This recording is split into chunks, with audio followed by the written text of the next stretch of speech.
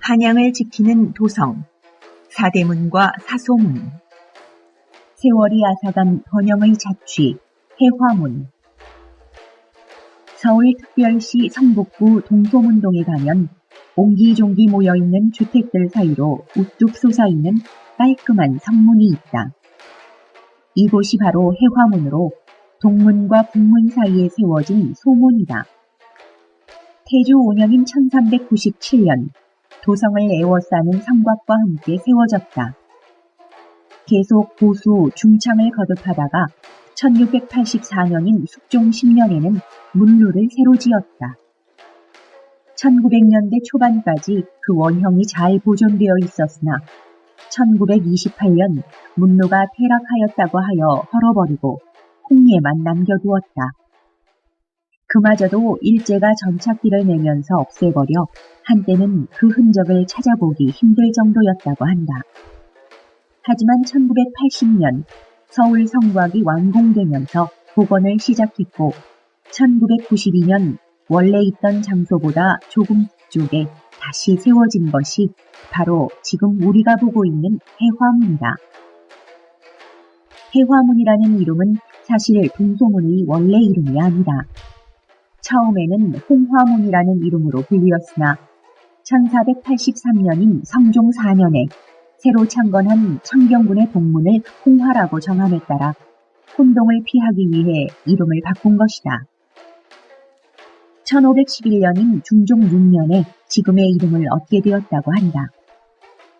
사실 도성을 둘러싼 8개의 성문 중 사람들의 통행 목적으로 많이 사용되던 것은 사대문이다. 사소문은 사대문에 사람이 너무 많을 때 사용되기도 했고 특수한 목적, 즉 시신이 드나들거나 물길로 많이 사용되었다. 하지만 이곳 해화문은 조금 특이하게도 평상시에도 사대문만큼이나 많은 사람들이 통행했다고 한다. 당시 북대문인 숙정문이 일반인의 통행을 금지했기 때문이다. 그런 이유로 양주 포천 방면에서 도성으로 향하는 길은 어쩔 수 없이 이곳을 통할 수밖에 없었고 해화문은 사대문에 버금가는 인원으로 항상 북적거렸다고 한다. 문의 모습은 전형적인 소규모 성문의 형태이다. 아래쪽에 아치형의 출입구를 두고 돌로 쌓은 육축이 있다.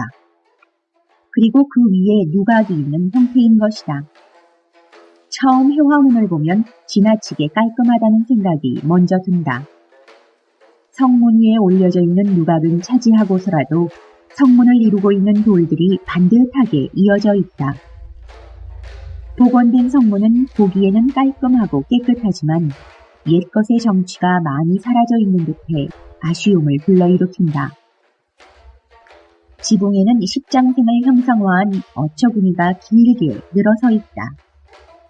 과거의 건물들은 어처구니를 몇 개 얹었느냐에 따라 그 위세가 결정되고는 했다고 한다.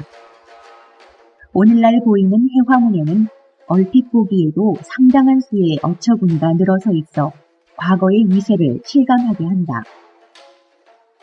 해화문의 가장 큰 특징 중에 하나는 바로 홍예 틀 내부 천장에 그려진 공황이다. 원래 이곳에는 용이 그려져 있어야 한다. 다른 사대문과 사소문 모두 이곳에 용이 그려져 있다. 하지만 유달리 해화문에만 금방이라도 날아오를 듯 힘차게 날개짓하는 공황이 그려져 있다. 해화문이 있던 곳은 유달리 새가 많았다고 한다. 지금이야 도심에서 새를 보면 좋아라 하지만 조선시대만 하더라도 새는 농사일을 방해하는 귀찮은 존재였다. 헌데 해화문에는 이 새들이 너무 많았던 것이다. 이에 새들의 왕이라 불리는 공황을 이곳에 그려 새들을 막으려 했다고 한다. 해화문은 한때 숙정문을 대신하여 북문으로 불리기도 했다. 그만큼 사람들의 왕래가 잦았고 중하게 취급되었다는 뜻이다. 하지만 일제강점기가 지나고 현대에 들어오면서 사람들의 기억 속에서 잊혀지게 되었다. 다른 대문들처럼 화려하거나 웅장한 모습으로 남아있는 것이 아니었기에 잊혀졌는지도 모른다. 하지만 해화문에는 우리 선조들의 한 걸음 한 걸음이 무수히 많이 찍혀 있다. 삶의 무게가 고스란히 찍힌 그 걸음걸음을 위해서라도 해화문을 기억해야 하는 것은 아닐까?